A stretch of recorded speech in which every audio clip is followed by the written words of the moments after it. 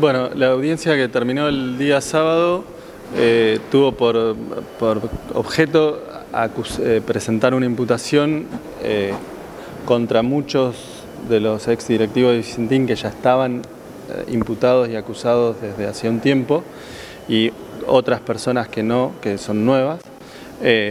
Y en concreto lo que se les imputó es que descubrimos que después de 2020, que es donde se cortan las maniobras que habíamos imputado en primer término y que se habían acusado, han continuado haciendo maniobras para sacar fondos de Vicentín y de las empresas que pertenecen a Vicentín para costearse gastos propios, básicamente, que tendrían que pagar de su propio bolsillo o con sus propios bienes, y que en cambio estaban organizando maniobras para que todos esos gastos fuesen pagados por las empresas, lo cual constituye el delito de administración fraudulenta. ¿A cuánto asciende la estafa, doctor? La Fiscalía, estos hechos que imputó, considera que constituyen un daño que nominalmente en pesos era de un poco más de 800 millones de pesos. Lo que pasa es que esos pesos se pagaron desde finales de 2019 hasta 2024 con la devaluación que ha tenido la moneda. Entonces la Fiscalía usó como criterio de actualización el salario mínimo vital y móvil, que es el criterio que utiliza el Código Penal para actualizar algunos montos, y eso traspasado a salarios mínimos vital y móviles, a valor de hoy son alrededor de 6.000 millones de pesos. ¿Ese es el total de estafa, 6.000 millones de pesos aproximadamente? No es estafa propiamente, sino esta administración fraudulenta, o sea, sacarle fondos a la empresa para usarlos para cuestiones propias. ¿Estaban controlados por el Ministerio Público de la Acusación, estas cuentas bancarias? No, estas cuentas, o sea, el Ministerio de la Acusación no opera como órgano. Tampoco estaban controladas por la veeduría del concurso, porque la veeduría del concurso solamente controla lo que es Vicentín Sociedad Anónima, Vicentín SAIC, pero no tiene poder para ver las cuentas de las otras empresas, y un poco lo que acusamos es esto, que aprovechándose de que las otras empresas que sí pertenecen a Vicentín, pero que no son Vicentín,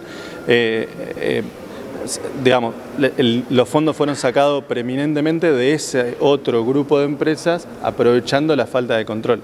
Y también parte de lo que imputamos es maniobras que se dan ahora sí en perjuicio de Vicentín SAIC propiamente, desde agosto del año pasado, 2024 en adelante, que coincide justo cuando termina la veeduría del concurso preventivo en el marco del concurso. Entonces, lo que básicamente expusimos es decir, miren, mientras ha habido control de la veeduría del concurso, parecen haberse frenado estos quites de fondos. Ahora, que da la sensación como se sentían totalmente impunes, digo, más allá de tener la mirada de la justicia, seguían de alguna manera disponiendo de dinero, obviamente siguiendo la estafa. Mire, nosotros sobre el sentimiento de las personas no podemos hablar. Lo que sí le presentamos al tribunal son pruebas que muestran que el comportamiento de las personas ha sido seguir haciendo lo mismo o más o menos lo mismo, pero con el mismo objetivo que se venía haciendo antes de 2019, que es lo que la Fiscalía había imputado. Doctor, preguntarle si parte de estos gastos tienen que ver con los honorarios de los abogados defensores y si de ser así, ¿en qué lugar pone a los abogados defensores esta situación? Parte de los gastos que se le imputan haber pagado con fondos de la empresa, que tendrían que haber pagado con fondos de ellos, son gastos de honorarios profesionales de defensores y de otros gastos profesionales también que se han ido pagando. La investigación pone el foco en la conducta de los exdirectivos como administradores, que son los que tienen la responsabilidad de cuidar, de no gastar la plata de las empresas en otra cosa. Luego, las personas que reciben esos pagos por servicios que prestan no han estado dentro de los parámetros de la imputación. ¿Cómo han sido imputados? ¿Cómo sigue la causa para ellos?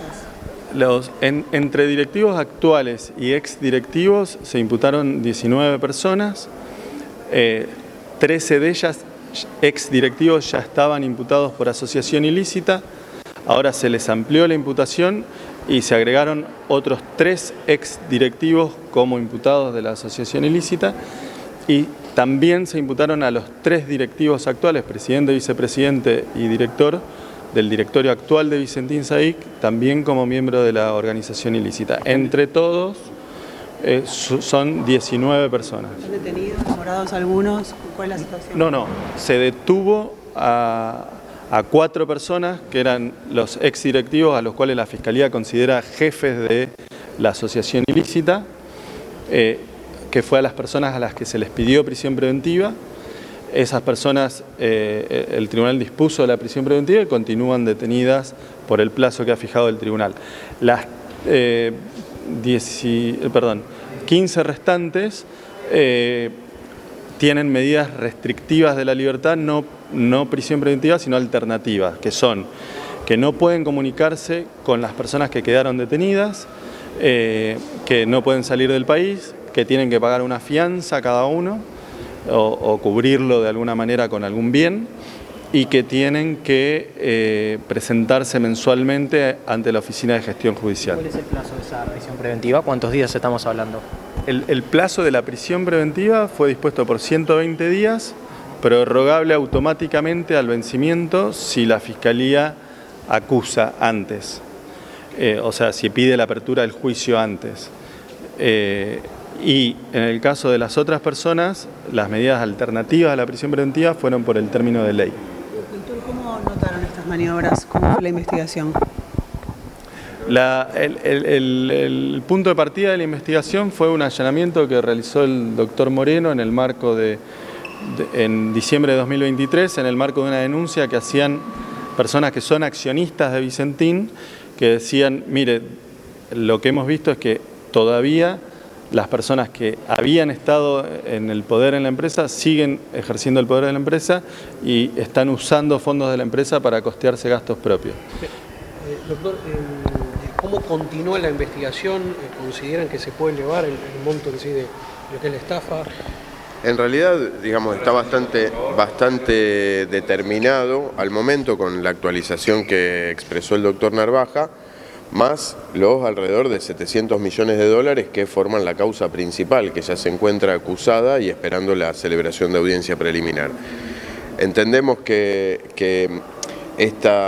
el impacto que tiene este tramo de la investigación es justamente advertir que las conductas que habíamos verificado hacía 4 años o 3 años en aquella imputativa se siguieron desarrollando en el tiempo y que determina un modus operandi en el que la asociación ilícita muta de tener como objetivos el obtener ganancias ilícitas o defraudar y administrar fraudulentamente, a consolidar el provecho del delito y a obtener impunidad para sus integrantes. ¿Se pudo comprobar si finalmente los directivos pagaron a periodistas de Buenos Aires por falsos informes? No por, digamos, no sabemos por falsos informes. Sí tenemos que han pagado y que esos periodistas han desinformado en cierta forma a través de cuentas de Twitter, donde se ha, digamos, cuestionado mediante falacias al accionar de la Fiscalía en la causa Vicentín comparado con otras causas en las que no se habrían tomado las mismas medidas, pero como se dijo en la audiencia, en esas causas en donde se le reprocha a la Fiscalía no haber tomado las mismas medidas que en Vicentín, no se advirtió la comisión de delito alguno, con lo cual esas causas están archivadas y confirmadas por la Fiscalía General. ¿Cuál fue el criterio para determinar que sigan presos? El criterio para determinar que estén presos es justamente la comisión de nuevos hechos, pero la verificación de conductas que se denominan a través del Código Procesal Penal como representativas de peligrosidad procesal. Esto es, intentar eludir de todas las maneras posibles el suministrar información a la Fiscalía y a los órganos concursales. Intentar influir sobre la voluntad de, al menos en un caso tenemos corroborado, tratar de influir en la voluntad de una de las víctimas.